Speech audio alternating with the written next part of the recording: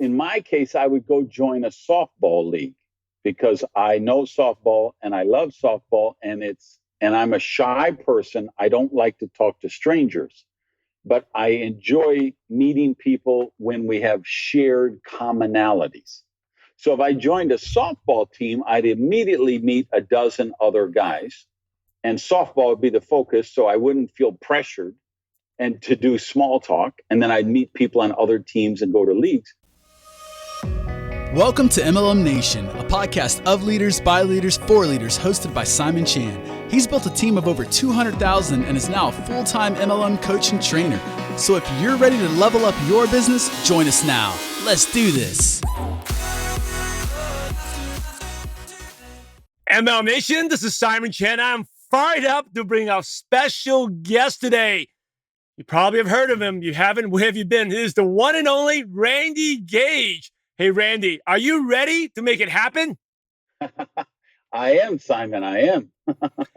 Randy Gage is one of the most recognizable MLM trainers in the history of network marketing. His training, Duplication Nation, which I remember I had and I got it back in 2005 and I listened to, I think 20 times, is one of the top selling training programs of all time. And his third-party recruiting tool, Escape the Rat Race, is also one of the most popular. In 2014, Randy was the first person inducted into the Network Marketing Hall of Fame.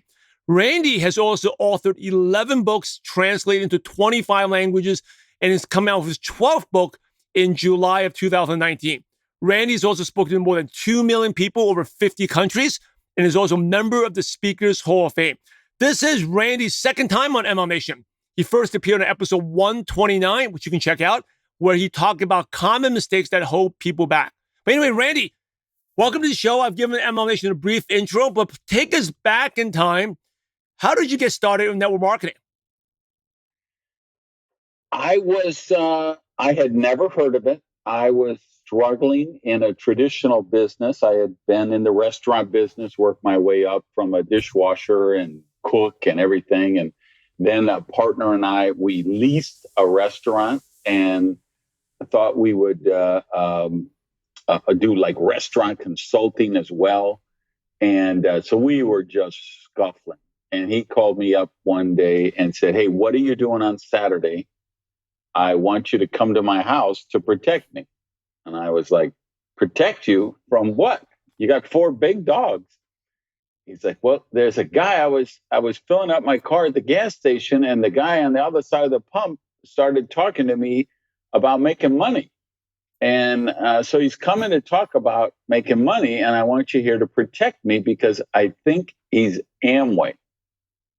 And I said, "Amway? What's Amway?" "Amway, you don't know what Amway is? That thing where they draw all the circles about making money?" I'm like, "Jimmy, I never heard of Amway. I don't know anything about circles, but if it's about making money, we need to make some money." So I'm coming over. So I went there that fateful Saturday, and the guy had a yellow legal pad and a red pen, and he drew a circle at the top of the page, and he wrote "you" in the circle. And then he wrote he drew 5 other circles underneath there.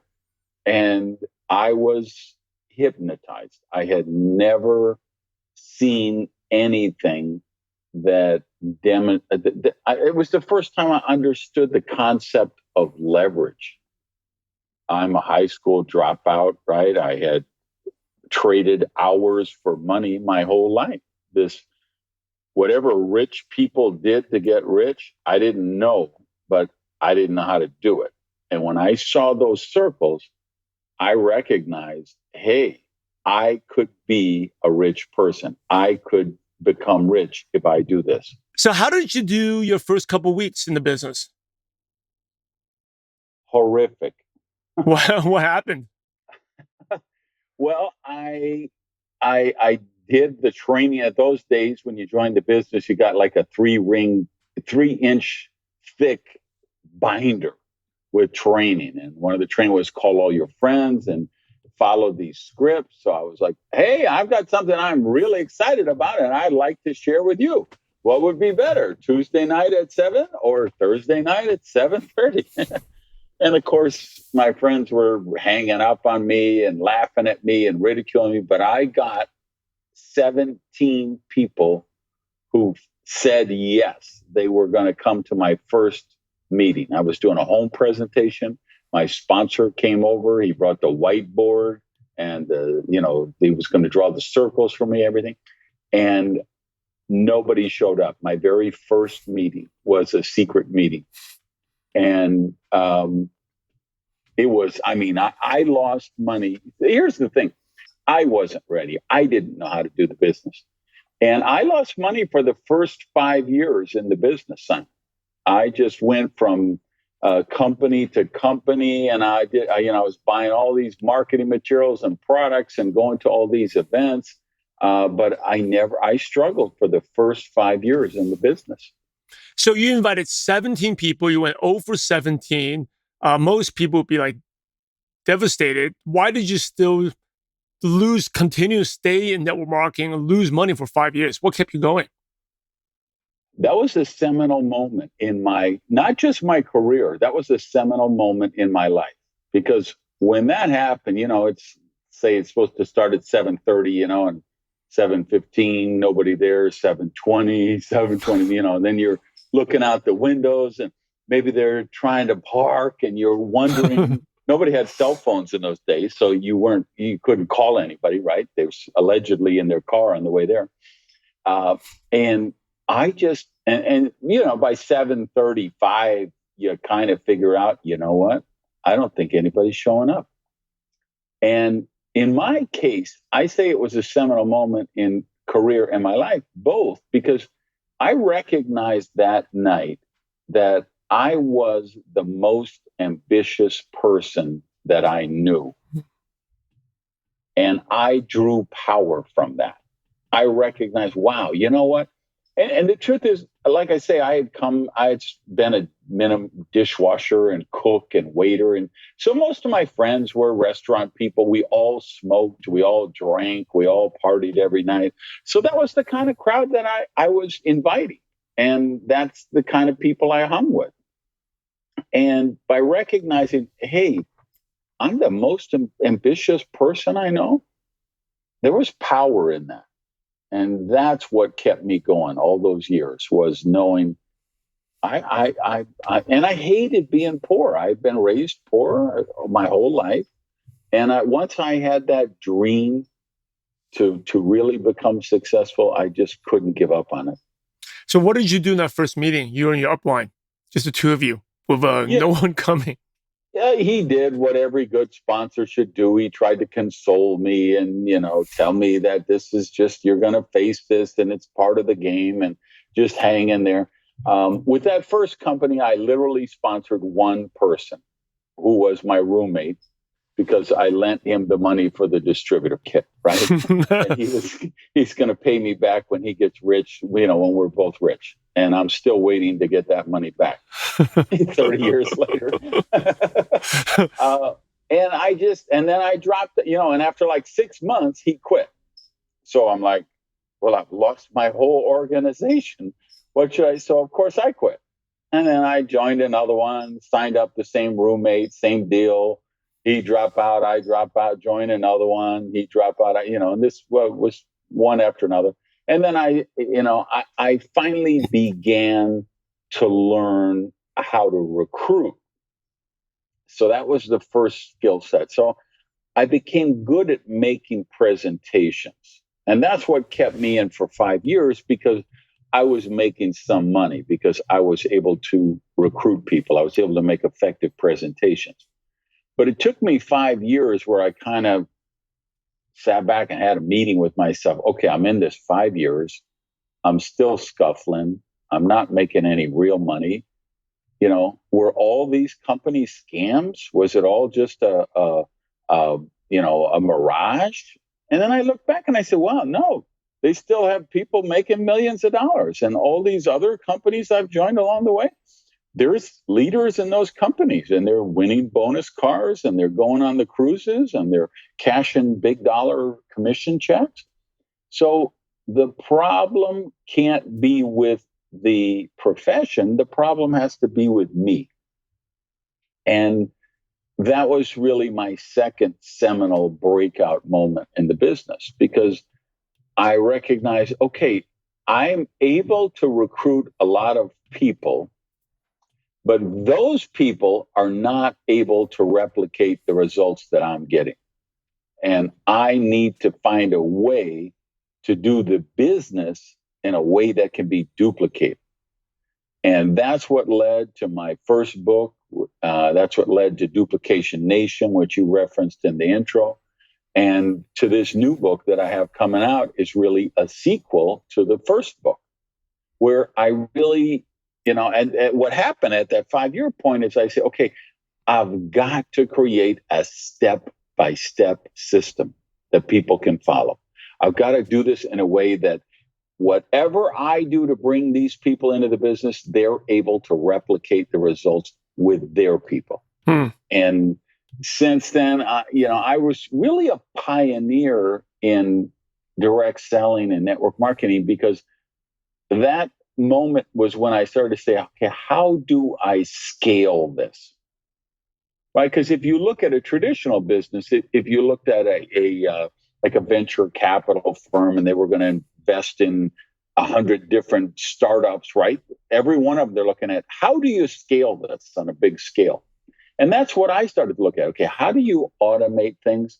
How do you systematize them? And how do you make them scalable?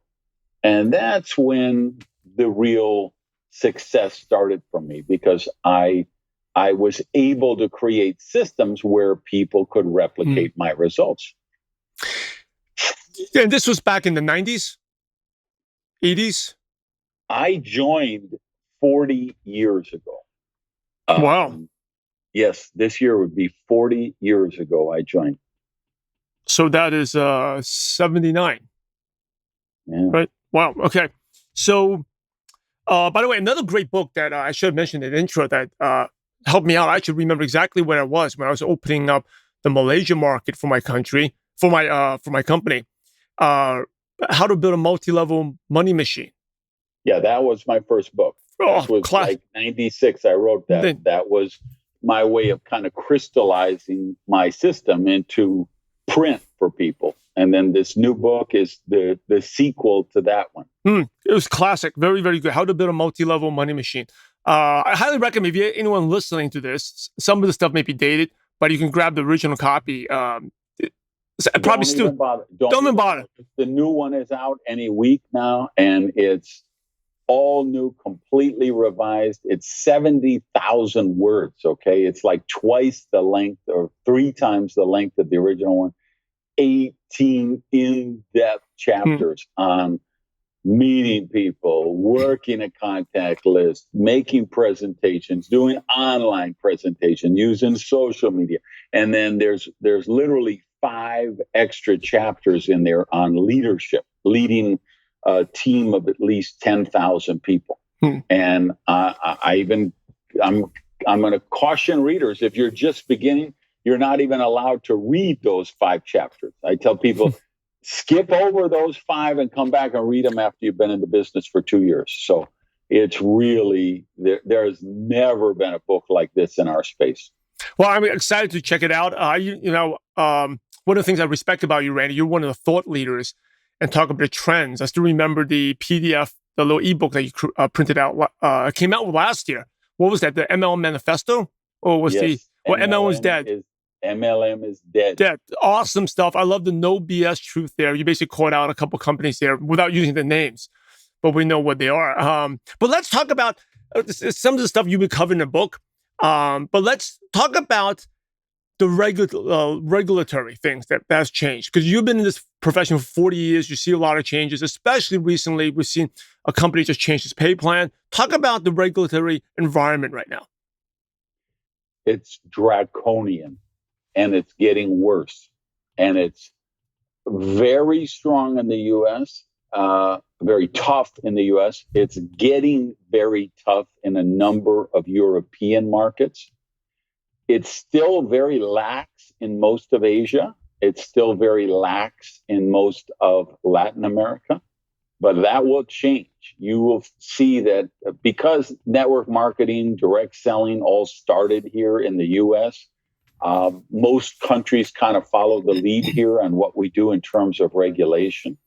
And now, I mean, back in the day, you were just like, hey, don't worry about customers. Just get the builders. Go out and find the recruiters. I mean, and that's what I would have said if you would have found me at one of those early meetings. That's all I talked about. Hey, don't waste your time with this retail profit stuff. Go after, get the big builders, the power players. You cannot do that today. You do that, you will be shut down. And you have to show, like I did a pretty lengthy chapter in the new book about building a solid retail or preferred customer, auto ship kind of customer foundation. You have to do that today.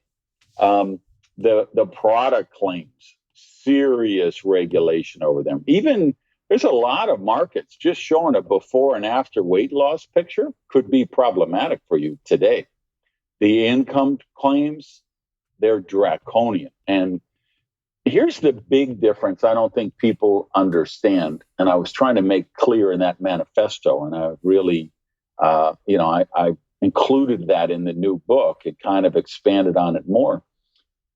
In the past, they would just shut down a company and your check would dry up overnight if you were in a shady deal. So today, they go after the distributors. So they come to you and they say, okay, Juan, you made $200,000 in commissions from this illegal pyramid. That's against the law. We want that $200,000 back to reinstitute to the victims. And because you took tax write-offs on that and you didn't pay taxes, you're only allowed to file tax write-offs on a legitimate business. But this was not a legitimate business. This was a money scheme, a Ponzi scheme. So you had $60,000 worth of deductions. We want that money as well. And they are garnishing people's bank accounts, seizing their homes, seizing their cars, and people are going to jail. And that's the big difference. Distributor used to be, you could just say, oh, I was just an innocent distributor. The company told me everything was legit. That will not wash today. I mean, people are in Europe, in the United States, even in Asia, people are going to jail. People are going to prison. So you can't mess around with this stuff anymore. One of the changes we've seen some companies make is the pay to play, right? The auto ship. Where they're making it mandatory to get the customers, and you don't have to have an auto ship to be qualified. Can you talk a little about that, like the changes? Well, for instance, you can't require people to make a purchase. If you do, that makes you illegal. So it kind of goes the other way. So you can't say to a distributor, hey, you have to be on an auto ship and do this, or they'll say, hey, you're requiring them to do this. This is like a chain letter. But on the other hand, what you can do if you're smart, the companies I consult with, I'm showing them how you build your pay plan can facilitate the right behavior. So if you make, like, let's say hopefully you have a kind of product that you can do an auto ship. So you have an auto ship program. You can make some of the awards be, the higher levels of success, be required to have a certain number of retail customers. So it might be that to be a supervisor and get a certain bonus, you have to have 5 retail customers, personal retail customers.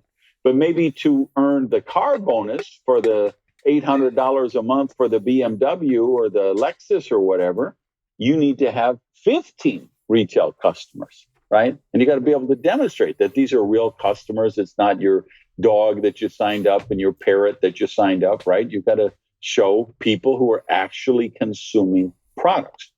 The other thing you do is one thing we have learned about distributors in the field is they will find a way to maximize every possible pay plan, right? Mm. They will do, and that's their job, right? Their job is to get the maximum amount of commissions for whatever volume they produce. but you have to design the plan and the system so it can't be gamed, right? And you also have to design it with the idea of, hey, I need to create a career path here so distributor can very clearly see, do this, get this, right? It has to be cause and effect. And to give you an idea, that chapter on how to evaluate a company and read a comp plan, that's more than 5,000 words in my new book. That one chapter is bigger than most books, the entire book, right? Because there's a lot, I look at these quote MLM books that are out there, there's like a page and a half on recruiting. The whole book is 2,000 words, 4,000 words, lots of pictures and whatever. I got more than 5,000. So I go into the science of comp plans, right? So, for instance, how, again, people are going to do what gets rewarded in the plan. So if your plan only rewards recruiting behavior, that's all you're going to get. So I challenge the companies out there, and I want the company owners and the presidents and the CEOs to read. They need to read this new book as much as the field people do, because I can look at their comp plan and say, well, let's suppose I'm a mega retailer. I love the company.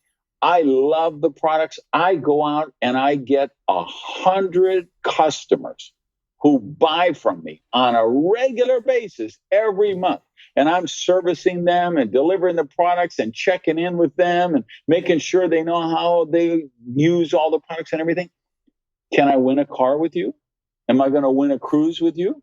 Am I going to make a decent bonus check with you? Or have you set up all the criteria that says, oh, we don't care, Simon, even though you're doing 30,000 points a month, because you didn't recruit 10 people this month, you don't get a car, or you don't get a bonus trip, or you don't get this rank. So I think it's really important when you design the comp plan that you also have those performance rewards for the retailers as well. And then again, if you build the plan right, it will produce the desired behavior.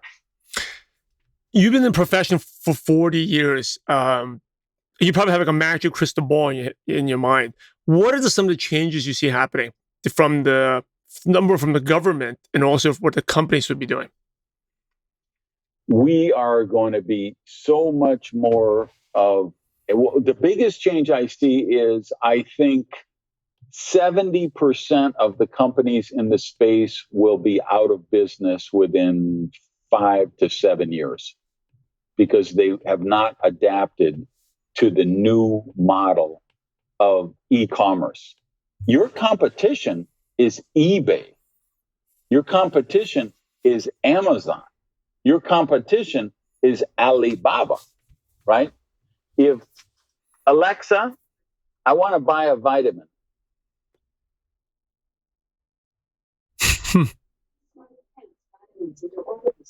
Can you hear that? Yeah, we can hear that. You got an Amazon Echo there. Alexa. Check out Smarty Pants vitamins. Alexa, buy that vitamin. It looks like that is already in your Amazon cart, where you can review product details or make changes before checkout. Alexa, buy that vitamin. It looks like that is already in your Amazon cart. Okay, buy. Product details or make changes before checkout. I have a voice one and I have a screen one because it's showing on the other screen one, not in this room. All right, Alexa off. But the point is, that's the future right there. That's the competition. And I think the competition, right? And I can buy that in 8 seconds. So what these people in our business have to understand is say, how do I compete with that? And the fact that you got you pay an extra 0.25% on the 5th generation. Nobody cares about any of that, particularly the customer, right? And they're looking for ease of ordering, lack of friction, and voice assistance, and just Amazon in general. These are I don't think our companies are prepared for that. You know, I've got a company right here in my email box that is saying, you know, what can you do for us? And I'm telling them, you're like the company time forgot. They have this amazing product line. They've got this multi-million-dollar facility. They manufacture their own products, right? They're not one of these cheap Me Too companies selling a relabeled crap from some, you know, a wholesaler. They've got scientists. They've got doctors. They've got clinical trials, clinical research. They got amazing products. But you know what they don't have? They don't have any marketing materials. They don't have a mobile app. They don't have a replicated website for the distributors. They don't have a user-friendly web presence. And that's what I'm telling them is you're 10 years behind on tech, which is like being 100 years behind on anything else, right? Yeah. So what the future, going back to your original question, you know, what do companies need to do? What do the distributors need to do? Companies need to think of themselves as tech companies first. So that you could be a tech company that has cosmetics, or a tech company that has vitamins, or a tech company that has wellness products. But you got to be a tech company. You got to show people how they can run the business in their smartphone. And if you can't do that, you're going to be roadkill, and those companies will be out of business within 7 years because they haven't done the work to compete against the real competitors out there. Yeah, and you're right. Like 1 year is about 10 years. And a lot of these company websites they're like 10 years old, 10-year-old websites. If you want to order, it's a couple clicks away, and it's so confusing because we've been all trained to make it easy. Like buy now, one click, right? Amazon, one click. Or on the iTunes store, just put your fingerprint or the Face ID and the book is downloaded within seconds. So one of the new chapters in the new book is on personal branding. And I think that's the salvation for people is you're going to have to build a personal brand in your space. And you got to do this in a way that duplicates, right? Because everything's about duplication in our business. But you've got to build a personal brand that shows the customer why they would buy the vitamins from you instead of just ordering them on Alexa, right?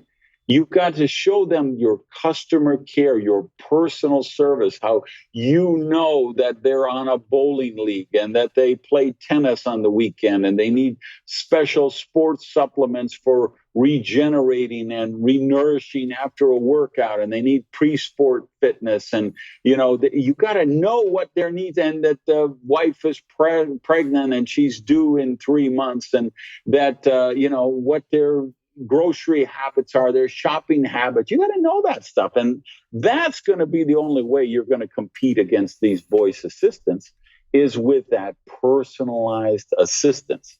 And then you're going to have to use social media. There's another chapter just on using social media because, you know, there's been a debate. Well, yeah, but I love Facebook, but that won't duplicate. Listen, you got to understand that is now the way people communicate, right? I get 5 calls a day total. The most calls I get in a day is 5, and 4 of those are robocalls from Latvia or Lithuania that I can't block somehow, right? Maybe once a day, my assistant or a human being that I know might call me.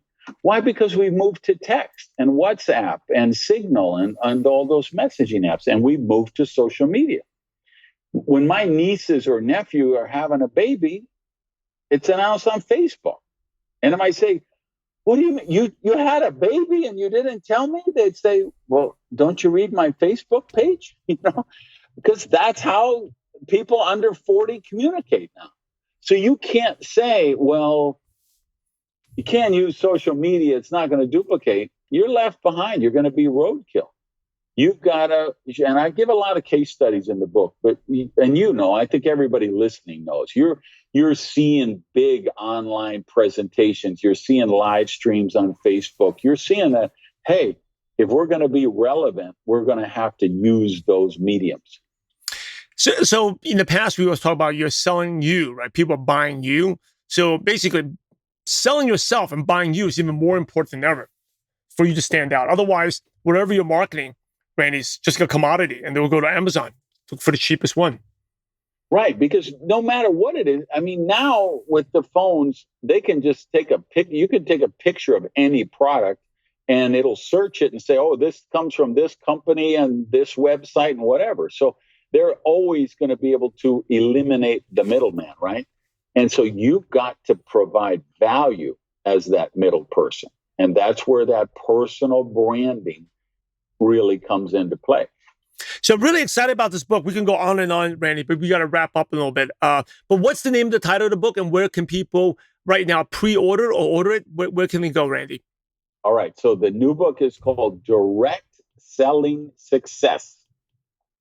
And I've got, and then the subtitle, just for fun, is instead of from A to Z, it says from Amway to Zombies.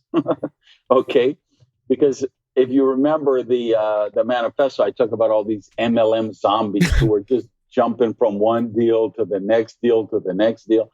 And it's like we have a zombie apocalypse now. So one of the goals of the new book is that we just drive those zombies out of the business. We show people the new business model of leverage sales, how to do this business the right way with integrity. So I set up a website called killthemlmzombies.com.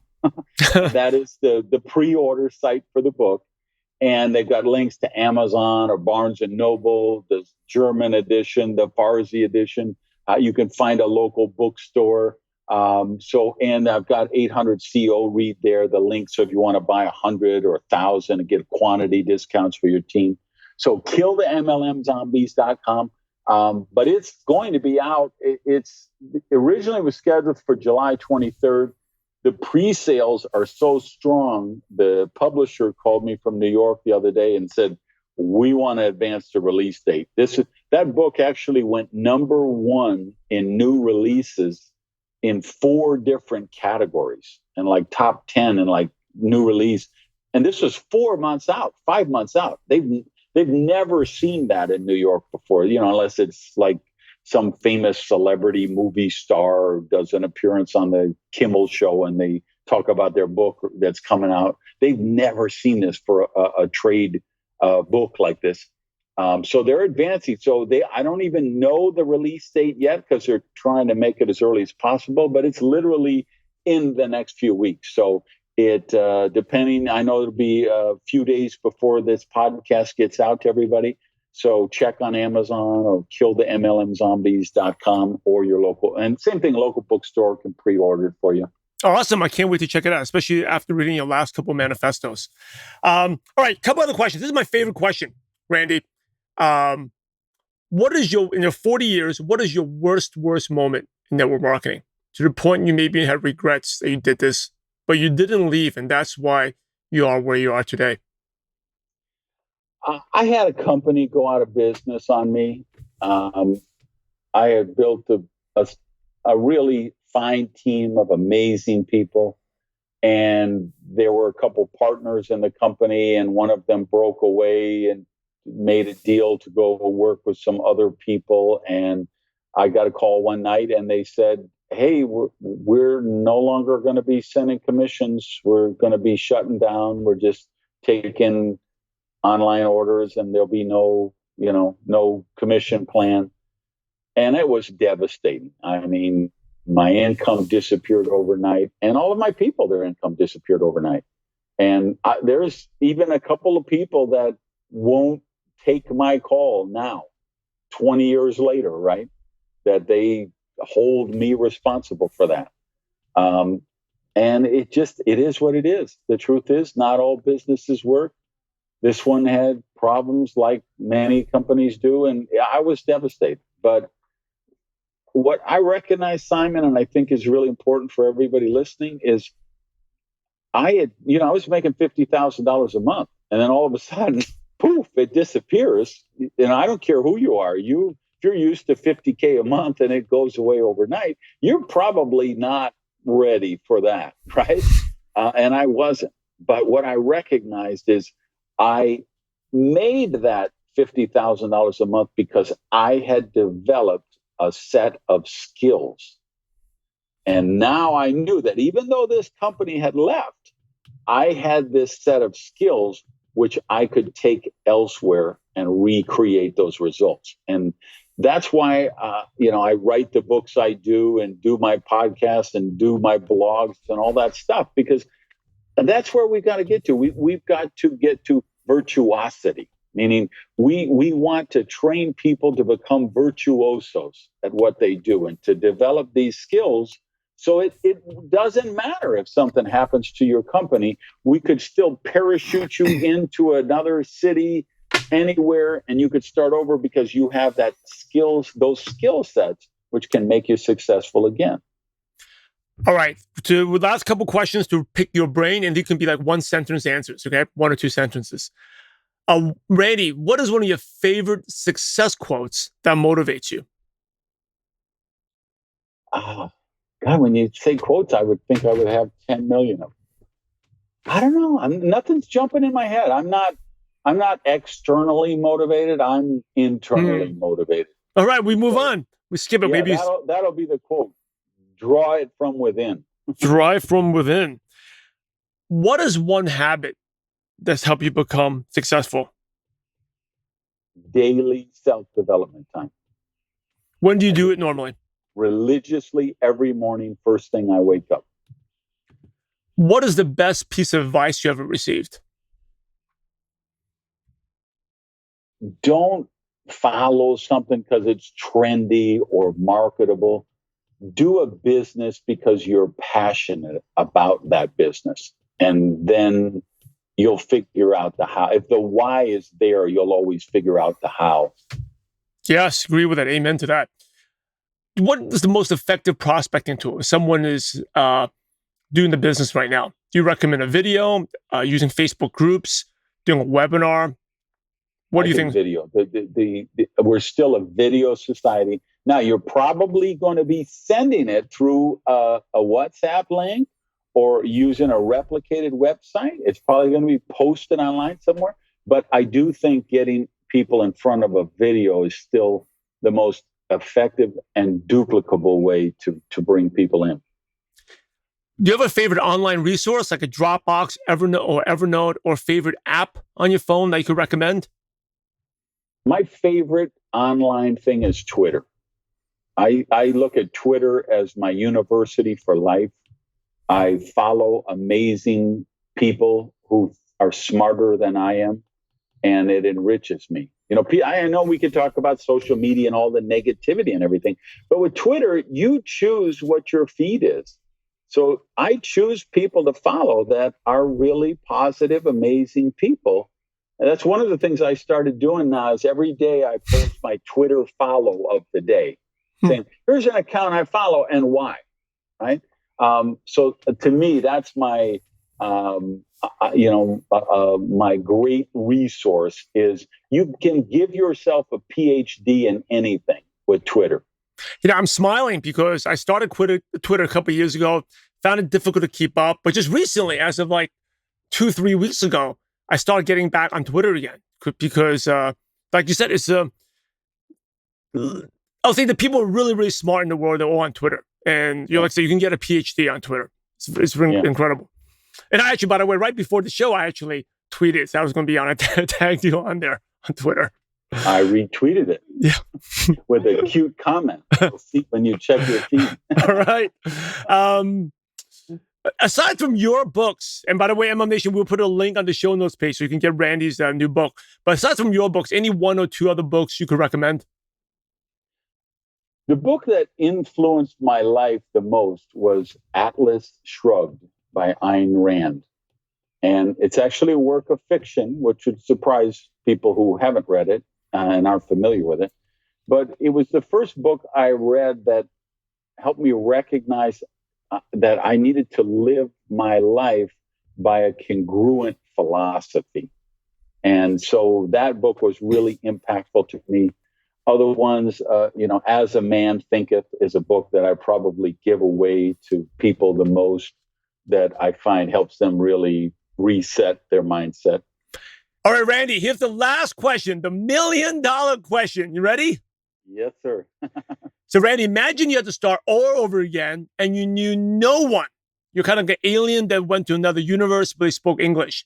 What's the first thing you do or the first place you go to build a network marketing business from scratch? In my case, I would go join a softball league, because I know softball and I love softball, and I'm a shy person. I don't like to talk to strangers, but I enjoy meeting people when we have shared commonalities.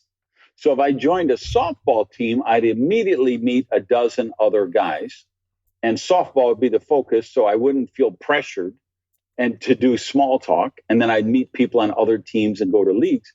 And then I would just do other things like that. I would join a church that has classes at night, or a continuing education class. Whenever you get yourself in a situation where people have common shared interests, conversations and relationships just develop naturally.